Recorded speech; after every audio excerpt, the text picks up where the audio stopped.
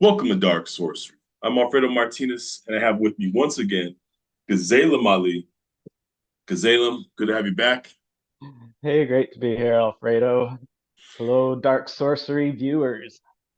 Yeah, man. And today we're doing a part two of Mesoamerican spirituality.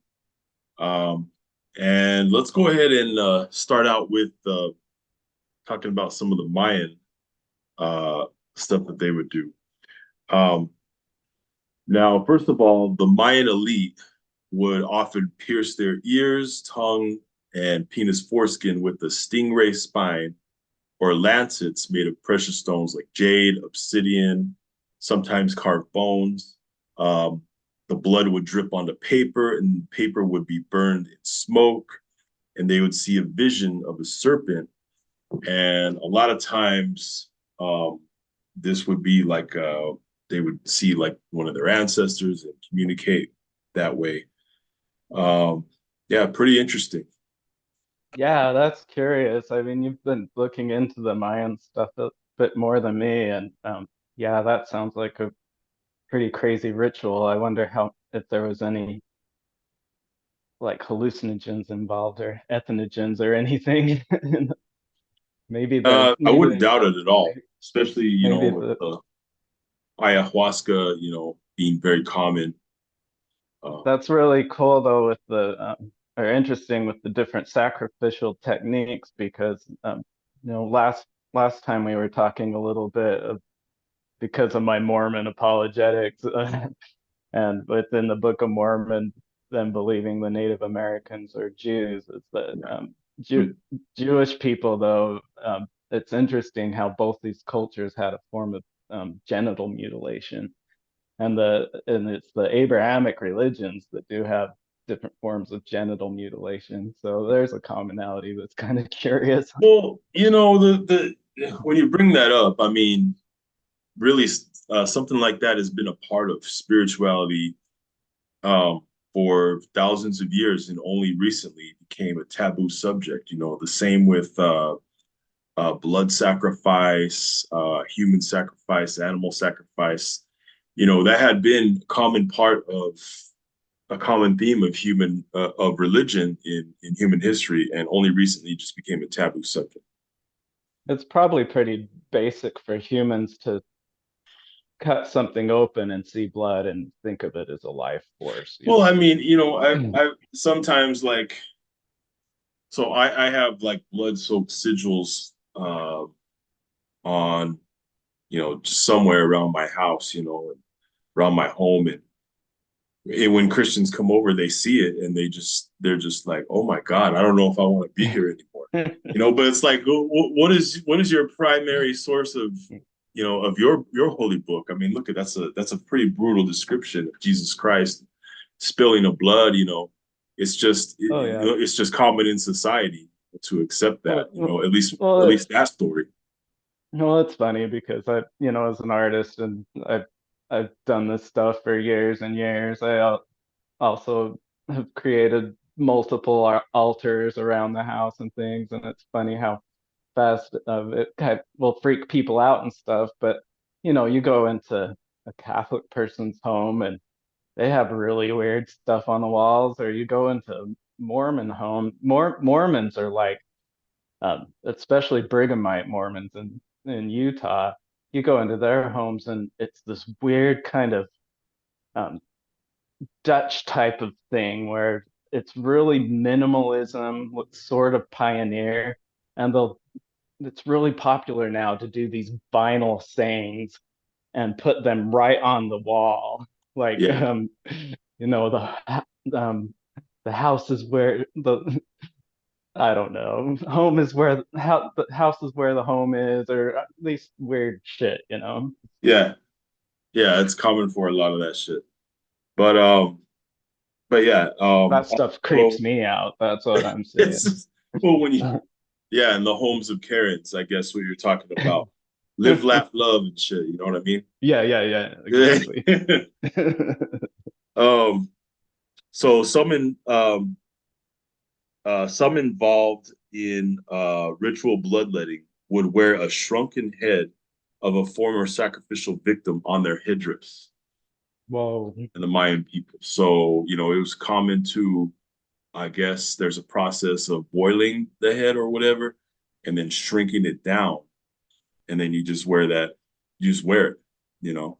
Yeah, and So it makes you wonder where that started because in the Amazon jungle and things, shrunken heads were really popular in certain tribes and things, and that's what they do is take their victims and then shrink their heads.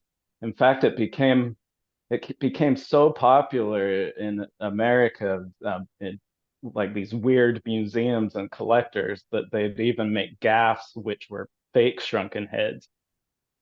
And so really, it's funny because a lot of anthropologists and different people that study these, they have a hard time knowing which ones are the fake ones and which one are real ones. Because the real ones are very rare and not very common. But and again, that would, that became, I mean, something like that would be viewed as grotesque, but then again, you have people with a man hanging on a cross being tortured to death, and oh that's yeah, like nothing, totally. and that's sold in all the stores, and that's like, oh, that's harmless. And that's what's funny with Mormonism is growing up, we were always taught that the sign of the cross was a macabre You know, symbol and that we worship the resurrected Christ. But they're on this brand new kick now where they're really pushing the cross and saying, we're real Christians, we really really, are so Christians. more. Okay, so I heard that. Yeah, I heard that growing up, Mormons are like, oh, you hear stuff like, oh, Mormons don't believe in wearing crosses, and but it looks like They're now trying they're to change that. Yeah. In fact, the Google search always used to have the Moroni symbol if you search LDS or Mormon religion, but yeah, now they've replaced it all with the same cross symbol now that they're everybody wearing else. them, huh? Yeah, they're wearing crosses. Wow, that's news to me. Yeah, it's wild. It's brand new stuff. It's pretty new. Things are changing. Things are changing. Hmm. Also, the Mayans would cover their victims in the color blue um, before they were sacrificed. I think maybe that had something to do with, the color blue calms you. It's supposed to calm. Maybe they're trying to kind of balance the energy because if you're killing someone very brutally and then you have blue on them, maybe that kind of, you know, as far as access to the spirit realm, the energy becomes balanced. But we were talking about that yesterday, and you had mentioned something about, well, maybe that has a different reason why they put blue on. Well, yeah, I mean, it could have those things, and probably, and it may have. I know from what I've been looking into, the blue is a sacred color to Talok, the water lightning god, who was really Yeah, sacred both to the Mayans and the Olmecs and the Mexica, but also Huetzla, the hummingbird god, blue is sacred too. And a lot of the time, um, these victims were painted in the color of the gods that they were being sacrificed to, because a lot of times they represented the god themselves and things. But there was a lot of symbolism with the color associated with I'm sure it goes a God. lot deeper than what we've been discussing. Um, dedication to a new building or a new ruler required a human sacrifice. Um, after the heart was removed from the body, after the heart was removed, the body was thrown down the steps to the chilan, or the priest, who would wear the skin, who they would skin the body. They would put on the skin and then do a ritual dance of rebirth. Yeah, and this is a lot with what we were talking about last time with Zepe, um, with Shepe, the Shepe Totec, the flayed one. And these myths with the Mayans, it's interesting because with the Aztecs, it was very popular to steal other people's gods. And it was almost, like rubbing it in their faces, like we just took your god type of thing. Right. And not only that, but sacrifice you to your own god. It was That is kind of very, like, there was a lot of psychological stuff going yeah, on with this. that's That's interesting that you bring that up also because there's a there's a myth with Huitzilopochtli that his mother, the snake god, her name means skirt of snakes. She has a skirt of snakes, but her name's Cali Calique, and she's this giant serpent goddess. Hmm. But the crazy thing about her, and also here comes the weird Christian crap, but I think this is why indigenous people were able to synergize Catholicism and things and be able to adopt it because these symbols already existed in their culture. To the Mexica, this is the Virgin Mother Mary And this because is she with was, the Aztec pantheon or the Mayan? yeah, Aztec, but Aztec these pantheon. different, I think this is exclusive to Aztecs, where I don't know the Mayans, the different cultures, what sort of Pulche myths, because they have multiple myths for these, even within their own things. They might have two or three creation myths, even within just the one social religion or whatever. Right. But this, she was impregnated by a feather ball through immaculate conception, where the feather ball came from the sky, and she was impregnated at nighttime by it, um, and by the and impregnated the war god, who is one of the aspects of Tis Catlapoca, Hmm. who was a Lapoche, and her her daughter and 400 sons, because it was an illegitimate birth, wanted to kill the child, which is common in the Moses myth and the Right. Jesus myth. Um, so when they go to kill her, kill him, um, Huitzilopochtli, the hummingbird god, he jumps out of her fully formed as a sun god, war god, and kills her. And he kills her by cutting off her head, um, tearing out her heart, and throwing her down the steps. And there's this giant altar at the bottom of the steps that was found in 1979 in Mexico City of her decapitated, dismembered body at the end of the stairs. And what they would do is that they would reenact these dramas by actually doing these sacrifices, and the victim would be decapitated and thrown down the stairs and then land on this giant altar with her image on it. And what Hmm. it was is a reenactment of the creation myth, because her head floats up to the sky and becomes the moon. And then who was a Poche becomes the sun war god, and this the Hmm. savior of mankind and all that stuff. But Interesting myth. it's curious because her image, these statues were were carved in what they call a round, and so even the bottom has a carving on the bottom, and that carving on the bottom is the same deity that's in the calendar stone. Okay, now that you bring that up, you know, concerning the Aztec calendar, the center of it, we just want to go ahead and mention that the in the center, that is not a sun. Though the fifth sun is represented by the sun rays around it, that is actually someone different, right? Well, this stuff is brand new. Th Things to promote this hypothesis. It was that there was a giant stone that was found, that is bigger than the calendar stone, and Right, it's also bigger than the it's her name was Koyol Shulki, the dismembered goddess that had the giant altar at the bottom of the steps. right. That stone is like 10 to 11 feet in diameter. So it's huge. A body lands on it type of thing. The calendar stone, it's up on a wall in the anthropology museum in Mexico.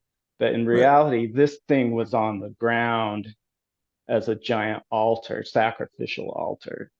And it's more than a calendar. Even to call it a calendar, let alone a sun calendar, is a little bit incorrect because um, the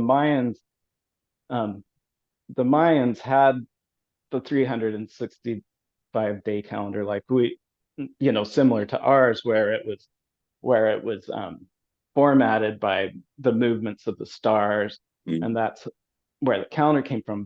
But this stone has a day count on it, which is 260 days, and it rather than going with the stars, it is based on um, mythological stories, but at the same time, it's supposed to be a divination device where you can tell the future and upcoming events through these 20 different characters that repeat every 13 days and are Mm. added to another year. It's really weird, but it's And a completely different also this system than particular calendar was this particular calendar. I know they had a different calendar that was used specifically for sacrificing people at certain times to so that they can be sacrificed to certain gods. Is this that 260-day calendar that you're talking about? I do not know, but if you're saying it's a 260-day calendar that was based on when to sacrifice, Yeah, I mean that it would make sense because that's what they're doing is I it's know a that they would sacrifice certain people at different times, to I dedicate to don't I'm certain not gods. I just wasn't sure if it was this, the 365 or the 261, or maybe some other calendar. yeah, from what I've studied, they had two calendars in use, and who knows what else. Right. All this stuff is so new every single day. So They're back always to finding new stuff at the archaeological sites, which is exciting. yeah, because back to that character, um, Kutli is you can see here is a image of her that was found in a giant stele.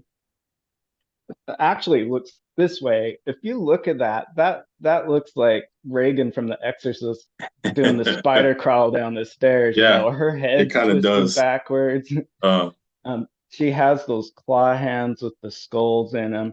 But if you look at her face with the dagger in her mouth, the obsidian knife blade, this is very the similar. exact. No, it's the same. Even the symbol on the dagger is the exact same glyph on the dagger. Here's the it's the same thing. The claw, this So you're claw saying this has is the the same it's deity that is represented in the middle of the calendar right there. yeah, it's this. So for a long time, It's like the Earth monster, right? Tonatia is they thought was a sun god, Right, but her name translates to Lord of the Earth or the Earth monster. right. She has both a male and female aspect, but in this aspect, so this is a drawing from the stone that was found recently in 2006, and this thing is it's even larger than the calendar, and the Mhm. her name is Bell's Ears, that Right. decapitated body at the end of the stair altar. So Really cool. this thing was a big, huge find because it connected her. And this image is interesting of her because she actually is either vomiting or drinking up blood. Mhm. But there's those claw hands. Yeah, isn't there's some claw hands on the side of the in the center of the calendar. Of course Yeah, and there's there's the you there's the can see blade coming her out, blood you can dripping see down, and then there's claws on the side of the the calendar. apron Right. the apron at the bottom, the claws on There's the the side, claws. Okay. the knives. She's also called the mother of all living, but the Lord of the world.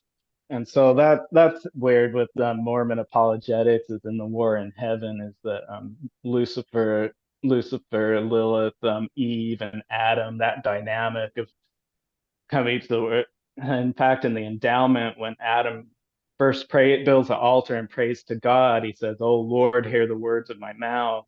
And Lucifer appears and says, "What is wanted?" And he says, "Who are you?" He says, "I am the Lord of this world. I am the God of this world." So Lucifer calls himself the god of the world. And so it's weird with this Lucifer monster, and Lilith being the mother of all living, this fallen lord that was fallen. And then you Right. have the sun rays around it. You have the Lord, the fallen son of morning and all that stuff. I mean, if I'm going to Interesting. give fodder to Mormon apologists, man, you can steal it from me because it's better than your bullshit saying that a horse is a tapir. A horse is not a tapir. I'm sorry. I mean, like with the common That's the best, most Christian type. Mormon apologists come up with. But here's this is interesting. This is a Swiss tarot card for the devil card, but look at those claws on the feet. They Ah, even he even, which is okay. funny. She even has the knee monsters. They have these weird they call them monster joints. Uh-huh. The claws, the fire or the blood coming out of the mouth. It's just kind of weird the similarities between that. I think this stuff with the Aztec stuff, the 15 and 1600s, this spread like um, fire. It was like, holy shit, there's this new culture. A lot of it was destroyed, but a lot of it was just dismantled and went all over the world. And people were like, wow, the Americas, this is some, it looks so foreign even today. It's just Mhm. so from Well, their way our, of thinking was so different. and it was normalized. You have the normalization of a um, polytheocratic dictatorship. It's crazy, and everybody you go along with it, or it's weird because it's like almost this paradise in sense because this was the Venice of the New World way before even Venice had it fine tuned, and not only that, but the agricultural. I mean, when the Spaniards first got there, they thought they were imagining it, that it was a that it was their imagination. It was so beyond even what they could comprehend. Mhm. I mean, Yeah, I can imagine what they thought their Christian mindset running into all this stuff. You had mentioned about something about an enema ritual. that's cool. That's the actual statue of her. That's not the sunstone. This is the one that was upside down. But Mhm. that blade, it's crazy. It's the same exact blade. Yeah, it's the same one Um, that you were showing pictures of last week. yeah, a lot of the stuff I ran into because you had mentioned that you were looking into the Mayan stuff, and it's curious because the Mexica they rose into power within like a 200-year time period and became like this giant mega power in Mexico prior to Constantine. But it was very contemporary happening at the same time. This is like pretty modern stuff, and then got Right. knocked out by Constantine. Where you have the Mayans and the Olmecs and these other cultures. I mean, the city of the gods that's just over the hill from the Mexica had already been there for thousands of years and was in ruins. That Mm. when they saw that, that's why they called it the city of the gods. It was like us seeing Egypt or something. It's just like this destroyed city that's Well, they just come there and they see pyramids, other somewhere other than Egypt, and now we know that there's pyramids all over the world, Um, but so there's a weird a weird thing with the enemas, and it starts to make sense with some of these different cultures how bizarre and alien they kind of were to us is that they've shown that through ritual practices that there was ethnogenic use um, of, of drugs that were used in ritual. And one of the rituals was to digest a certain substance, and then to finish the ritual, you get this this enema that will kick it into high gear. Right. And it's curious with ayahuasca and different drugs like that is that you have to combine MOAI inhibitors and things in order for it to extend the trip or things like that. I mean, Uh, like dimethyltryptamine is like the synthetic drug is like a 15-minute high. I mean, you feel like you might be there forever, but it's just a short trip, you know. It's not intense like for a something like short period of time. yeah, LSD that's 12 days, but if you put these inhibitors along with it, that's why the ayahuasca experience is 16, 24 hours or something, because it doesn't allow the drug to synergize into your body and then just, because we already have those inhibitors in our brain and stuff. Hmm. They're looking at the omelex and being able to turn into a jaguar and these different myths like that. I mean, you look at these weird babies and they have these weird mouths, almost like they have a cleft lip or something. Maybe those were people like that were seen as gods, but they have these jaguar mouths, Hmm. and they're seen as were jaguars, like a werewolf that they were able to actually turn into these creatures, and that's really in a lot of these shamanic practices, and I think that's become a shaman's become a bad word, kind of, um, you know, It's become a very broad medicine term over time.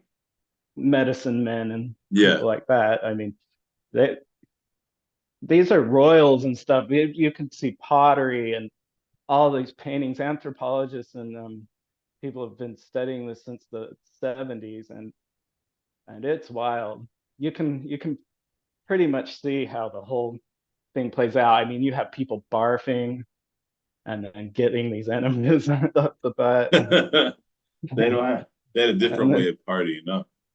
So and they say that they still use these gourds and things in the indigenous areas for enemies, but that it's not.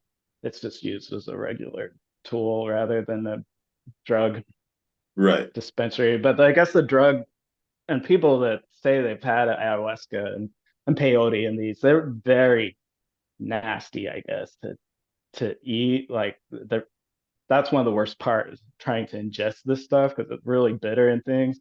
And so Mhm. that's another reason probably Why why they did, yeah, they inserted went it the that other way. route. Yeah. Yeah. Now you had some notes on the four Aztec kings.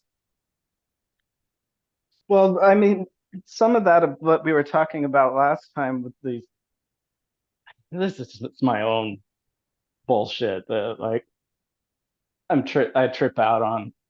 But if you look at the four kings, it's like the tetragrammaton, and the tetragrammaton or Yahweh is being um, deter predeterminism or a deterministic view where you're just locked into this that thing like that. But you look at the four kings as different aspects of Jesus Christ, because Mormons think Yahweh is Jesus Christ.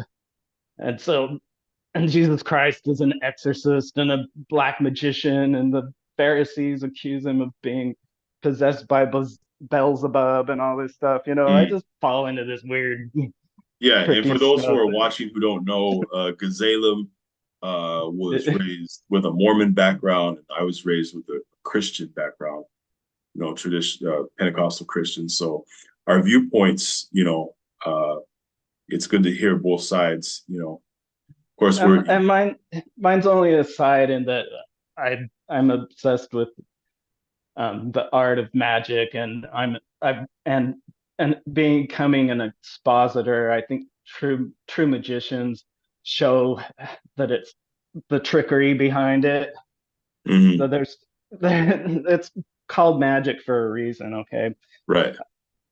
But anyways, the different aspects is we already have Quetzalcoatl, you know, attributed through the Spaniards with the white beard and this god of peace that's going to come back, and this vegetation god. Even Diego Rivera fell into that. He's a famous Mexican muralist, and his painting of Quetzalcoatl is pretty much with these stereotypes. Yeah, Right. last time we talked about Zepe Totec and the flaying of skin, or the bleeding, the suffering god that regenerates through the shedding of blood. But then these are the four aspects of Tezcatlipoca. But Huetzli was through immaculate conception and through the birth and that. And then the weirdest thing, this is the one that's the stretch, but really crazy for me, is the Samal, the blind one, in Gnosticism, or Yahweh as being like a deranged demiurge type of god. But we have the Black Mirror, um, and the headless god. The the original images and earliest images of Christ were an ass-headed god, and that's because the Greeks and the Egyptians thought that Yahweh was Set, was the god of death and destruction and war. And the Greeks didn't know that Set was like an ant-headed god. This god eventually, because the scapegoat and the ass-headed thing with Jesus Christ, became Jesus Christ started to have this ass head because it was borrowed from the Egyptians where they thought it was Set. And so there's this weird connection with that. And also, um, the Templars were supposedly worshipped like an ass-headed god, and Yeah. the head of a cat, and then the cat head is the Tezcatlipoca. It's just weird. It's just mental gymnastics, but it's It's really no kind of doubt. fun to play around with. Yeah, definitely. Definitely. Well, looks like that's about all we had on points to cover for this video. Thanks again, Gazelam, once again for coming on. It's been Yeah, great. thanks for having me. Really great. These are fun. We should keep it up. Yeah. Yeah, and we're thinking about making this a series since it's gotten a good response. So, but yeah, once again, if you want to go ahead and check out Gazelam's social media links, you can check it out below in the video description. And everyone watching, like and subscribe to Dark Sorcery.